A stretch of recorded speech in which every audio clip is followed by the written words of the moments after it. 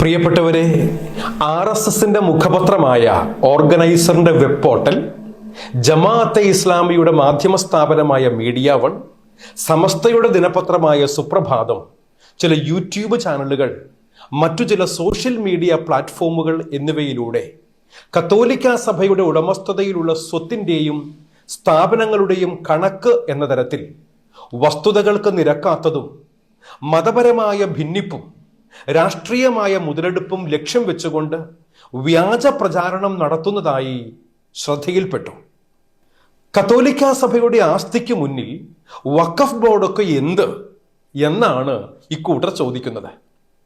അവരുടെ കണക്കനുസരിച്ച് 17.29 കോടി ഏക്കർ ഭൂസ്വത്ത് ഇന്ത്യയിൽ കത്തോലിക്ക സഭയ്ക്കുണ്ട്. അതായത് 7 ലക്ഷം ചതുരശ്ര കിലോമീറ്റർ. വഖഫ് ബോർഡിനാണെങ്കിലോ 9.4 ലക്ഷം ഏക്കർ മാത്രം. ആധികാരികമായ കണക്ക് എന്ന വിധത്തിൽ അവതരിപ്പിക്കപ്പെടുകയും അനേകരിൽ തെറ്റിദ്ധാരണ ഉളവാക്കുകയും ചെയ്ത ഈ വാദം ഊതി വീർപ്പിച്ചതും വസ്തുതകൾക്ക് നിരക്കാത്തതുമാണ്. കേരളത്തിലെ ജനവാസ മേഖലകളുടെ ആകെ വിസ്തീർണം 50 ലക്ഷം ഏക്കർ മാത്രമാണ്. കേരളം, കർണാടക, തമിഴ്നാട്, മഹാരാഷ്ട്ര എന്നീ സംസ്ഥാനങ്ങൾ മുഴുവൻ ചേർന്നാലും 17 കോടി ഏക്കറിൽ താഴെയേ വരൂ. ഇന്ത്യയിലെ ആകെ കൃഷി ജനവാസ മേഖലകളുടെ വിസ്തൃതി 51 കോടി ഏക്കറായിട്ടാണ് കണക്കാക്കപ്പെട്ടിരിക്കുന്നത്. ഭൂവിസ്തൃതിയിൽ മുന്നിൽ നിൽക്കുന്ന പ്രധാന സംസ്ഥാനങ്ങളിലെല്ലാം തന്നെ കത്തോലിക്ക വിശ്വാസികളുടെ എണ്ണം നാമമാത്രമാണ് എന്നുള്ളത് പൊതുസമൂഹത്തിൽ എല്ലാവർക്കും അറിയാവുന്ന വസ്തുതയുമാണ്. ഏതാനും മാസങ്ങൾക്ക് മുൻപ് ദേശീയ തലത്തിൽ ഒരു ന്യൂസ് ഏജൻസിയും ഏതാനും ഓൺലൈൻ പോർട്ടലുകളും നൽകിയ ഒരു വ്യാജ വാർത്തയാണ് മേൽപ്പറഞ്ഞ വാദങ്ങൾക്ക് ആധാരമെന്ന് കണക്കാക്കുന്നു. 17.29 കോടി ഏക്കർ സ്ഥലത്തിനും അതിലുള്ള മുഴുവൻ നിർമ്മിതികൾക്കും മുതൽ മുടക്കിനും ഇപ്പറഞ്ഞവർ നിശ്ചയിച്ചിരിക്കുന്ന മൂല്യം കേവലം 20,000 കോടി രൂപ മാത്രമാണ് എന്നതാണ് വിചിത്രം. എന്നു പറഞ്ഞാൽ ഒരേക്കർ സ്ഥലത്തിനും അതിലുള്ളവയ്ക്കും മൂല്യം വെറും 1157 രൂപ. മാത്രവുമല്ല, ഏറ്റവും കൂടുതൽ ഭൂമി കൈവശമുള്ള കേന്ദ്ര സർക്കാരിനുള്ളത് 15,531 ചതുരശ്ര കിലോമീറ്റർ അഥവാ 38,37,793 ഏക്കർ ആണെന്നും പ്രസ്തുത റിപ്പോർട്ടിൽ പറഞ്ഞിരിക്കുന്നു. ഈ റിപ്പോർട്ടിന് ആധാരം കേന്ദ്ര സർക്കാരിൻ്റെ ലാൻഡ് ഇൻഫർമേഷൻ വെബ്സൈറ്റ് ആണെന്ന് പറയുന്നെങ്കിലും ഇത്തരമൊരു രേഖ എവിടെയും ലഭ്യമല്ല. രണ്ടാമതൊന്ന് ആലോചിക്കാതെ ഇത്തരമൊരു വ്യാജ വാർത്ത ആധാരമാക്കി ആരോപണങ്ങൾ ഉയർത്തി സഭയെ പ്രതിരോധത്തിലാക്കാനുള്ള ശ്രമമാണ് ഇവിടെ ചിലർ നടത്തിയത് എന്നത് വ്യക്തം. കത്തോലിക്ക സഭയ്ക്കെതിരായുള്ള അത്യന്തം അബദ്ധജടിലമായ മേൽപ്പറഞ്ഞ വാദഗതിയെ മുഖവിലക്കെടുത്ത അനേകർ കടുത്ത സഭാ വിമർശനങ്ങളുമായി രംഗത്ത് വന്നിരിക്കുന്നതും ഈ ദിവസങ്ങളിലെ കാഴ്ചയാണ്.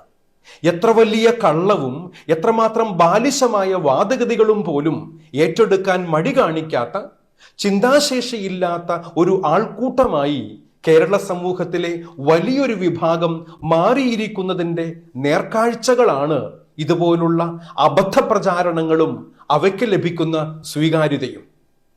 പലതിനും പുകമറ സൃഷ്ടിക്കാനും ശത്രുപക്ഷത്തുള്ളവരെ സംശയമുനയിൽ നിർത്താനും ജനങ്ങളിൽ ആശയക്കുഴപ്പമുണ്ടാക്കാനും ഇതുതന്നെ ധാരാളമാണ് എന്ന തിരിച്ചറിവായിരിക്കാം ദുരാരോപണങ്ങളുമായി രംഗപ്രവേശം ചെയ്യുന്നവരുടെ ബലം എന്ന് സംശയിക്കേണ്ടി വരും. കത്തോലിക്ക സഭയ്ക്ക് ഇന്ത്യയിൽ ഭൂസ്വത്തും സ്ഥാപനങ്ങളും ഉണ്ട് എന്നത് രഹസ്യമായ കാര്യമല്ല. പക്ഷേ ആ ഭൂമിയും സ്ഥാപനങ്ങളും നീതിരഹിതമായ അവകാശവാദങ്ങളിലൂടെയോ പാവപ്പെട്ടവരെ കുടിയിറക്കിയോ പിടിച്ചെടുത്തവയല്ല എന്നും നിയന്ത്രിത മേഖലകളാക്കി അവ താഴിട്ട് പൂട്ടിയിട്ടുമില്ല എന്നതും വസ്തുതയാണ്. ക്രൈസ്തവ സമൂഹത്തെ മോശക്കാരാക്കി ചിത്രീകരിക്കുവാനുള്ള വ്യഗ്രത മാറ്റിവെച്ച് വസ്തുനിഷ്ഠമായി അന്വേഷിച്ചാൽ ഏത് വിധത്തിലാണ് കത്തോലിക്ക സഭ ഭൂസ്വത്ത് ഉപയോഗിക്കുന്നത് എന്നത് വ്യക്തമാകും. 174 രൂപതകളും 200-ൽ പരം സന്യാസ സമൂഹങ്ങളുമാണ് കത്തോലിക്ക സഭയ്ക്ക് ഇന്ത്യയിലുള്ളത്. ലത്തീൻ, സീറോ മലബാർ, സീറോ മലങ്കര എന്നീ വ്യക്തി സഭകളുടെ രൂപതകളും സമർപ്പിത സമൂഹങ്ങളും സ്വതന്ത്രമായാണ് പ്രവർത്തിക്കുന്നത്. കത്തോലിക്ക സഭയെന്ന് പൊതുവെ വിശേഷിപ്പിക്കപ്പെടുന്നുണ്ട് എങ്കിലും സ്ഥാപനങ്ങളുടെയും പ്രവർത്തന മേഖലകളുടെയും ഉടമസ്ഥാവകാശവും നിയന്ത്രണവും നടത്തിപ്പും പൊതുവായുള്ളതല്ല. അതിനാൽ തന്നെ കത്തോലിക്കാ സഭയുടെ വിവിധ സംവിധാനങ്ങൾക്ക് കീഴിലുള്ള ഭൂസ്വത്തോ സ്ഥാപനങ്ങളോ മറ്റ് ആസ്തികളോ ഒരുമിച്ച് കണക്കാക്കി അവയെല്ലാം ഒറ്റ നേതൃത്വത്തിന്റെ ഉടമസ്ഥതയിലുള്ളതാണെന്ന് കരുതുന്നെങ്കിൽ അത് തികഞ്ഞ തെറ്റിദ്ധാരണയാണ് എന്ന് മനസ്സിലാക്കേണ്ടി വരും. പ്രധാനമായും 3 വിധത്തിലാണ് കത്തോലിക്കാ സഭയ്ക്ക് ഭൂസ്വത്ത് സ്വന്തമായിട്ടുള്ളത്. മിഷണറിമാരുടെ സാമൂഹിക ക്ഷേമ പ്രവർത്തനങ്ങൾ വിലയിരുത്തിയ ഭരണാധികാരികൾ പ്രവർത്തനങ്ങൾ വിപുലപ്പെടുത്തുന്നതിനായി വളരെ വർഷങ്ങൾക്ക് മുൻപ് വിട്ടു നൽകിയ ഭൂസ്വത്തുക്കളാണ് ഒന്നാമത്. വിശ്വാസികളും പ്രദേശവാസികളും ദാനമായി നൽകിയവയാണ് രണ്ടാമത്. മൂന്നാമതുള്ളത് വില കൊടുത്തു വാങ്ങിയ ഭൂമിയാണ്. ഈ 3 വിധത്തിൽ വിവിധ സഭാ സംവിധാനങ്ങളുടെ കൈവശം വന്നു ചേരുകയും ഇപ്പോഴും സൂക്ഷിക്കുകയും ക്രിയാത്മകമായി വിനിയോഗിക്കപ്പെടുകയും ചെയ്യുന്ന ഭൂമിക്ക് പൂർണ്ണ അവകാശം എല്ലാ അർത്ഥത്തിലും ഭരണഘടനാപരമായി ഉള്ളതാണ് എന്ന് പൊതുസമൂഹത്തെ ഓർമ്മപ്പെടുത്തട്ടെ. ഈ ഭൂമി കൊണ്ട് സഭ എന്തു ചെയ്യുന്നു എന്നത് കാര്യമാത്ര പ്രസക്തമായ ചോദ്യമാണ്. 40,000-ൽ പരം സ്കൂളുകളും 400-ലധികം കോളേജുകളും 6 യൂണിവേഴ്സിറ്റികളും ഇന്ത്യയിലെമ്പാടുമായി വിവിധ കത്തോലിക്ക രൂപതകൾക്കും സമർപ്പിത സമൂഹങ്ങൾക്കുമായുണ്ട്. ആരോഗ്യരംഗത്ത് 5 മെഡിക്കൽ കോളേജുകൾ ഉൾപ്പെടെ 240 നഴ്സിംഗ്, പാരാമെഡിക്കൽ വിദ്യാഭ്യാസ സ്ഥാപനങ്ങളും ഇന്ത്യയിലെമ്പാടുമായി 85,000-ഓളം രോഗികളെ കിടത്തി ചികിത്സിക്കാൻ കഴിയുന്ന വിപുലമായ ആശുപത്രി ശൃംഖലയും എണ്ണമറ്റ ചെറിയ ക്ലിനിക്കുകളും കത്തോലിക്ക സഭയ്ക്കുണ്ട്. പലയിടങ്ങളിലായി 5 ലക്ഷത്തോളം വരുന്ന രോഗികളും വൃദ്ധരും ആലംബഹീനരും അനാഥരുമായ മനുഷ്യർ ആയിരക്കണക്കിനായ അഗതി മന്ദിരങ്ങളിൽ സംരക്ഷിക്കപ്പെടുന്നു. വിദ്യാഭ്യാസ സ്ഥാപനങ്ങളിലും ആതുരാലയങ്ങളിലും ഏറിയ പങ്കും വിദൂര ഗ്രാമപ്രദേശങ്ങളിലും പാവപ്പെട്ട മനുഷ്യർക്കിടയിലുമാണ് പ്രവർത്തിച്ചു വരുന്നത്. ഈ മേഖലകളിൽ സമാനതകളില്ലാത്ത ക്ഷേമ പ്രവർത്തനങ്ങളാണ് നൂറ്റാണ്ടുകളായി കത്തോലിക്കാ സഭ ചെയ്തുകൊണ്ടിരിക്കുന്നത് എന്നുള്ളതും പൊതുസമൂഹത്തിന് അറിവുള്ള കാര്യമാണ്. ജനസംഖ്യയുടെ 1.55% അഥവാ 2 കോടിയോളം കത്തോലിക്ക വിശ്വാസികൾ മാത്രമാണ് ഇന്ത്യയിലുള്ളത്. കത്തോലിക്കരുടെ ആകെ ജനസംഖ്യയേക്കാൾ കൂടുതൽ പേർക്ക് കത്തോലിക്ക സഭയുടെ വിവിധ സംവിധാനങ്ങൾ ഓരോ ദിവസവും പ്രത്യക്ഷമായോ പരോക്ഷമായോ സേവനങ്ങൾ എത്തിക്കുന്നുണ്ട്. സഭയുടെ ഏത് സംവിധാനങ്ങളുടെ കീഴിലായാലും സമ്പത്തും അധ്വാനവും ഏറിയ പങ്കും നീക്കിവെക്കപ്പെടുന്നത് ജാതിയോ മതമോ ദേശമോ പരിഗണിക്കാതെ ഈ രാജ്യത്തിലെ മുഴുവൻ ജനങ്ങൾക്കുമായാണ്.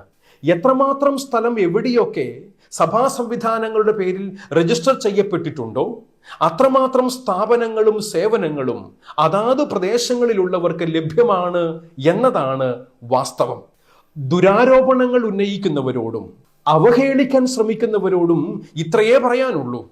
മതപരമായ വിഭാഗീയത സൃഷ്ടിക്കാനും വർഗീയത വളർത്താനും രാഷ്ട്രീയ ലാഭമുണ്ടാക്കാനുമുള്ള നിങ്ങളുടെ വ്യാജ പ്രചാരണങ്ങൾക്ക് മുന്നിൽ ക്ഷേമപ്രവർത്തനങ്ങളൊന്നും ഞങ്ങൾ അവസാനിപ്പിക്കില്ല.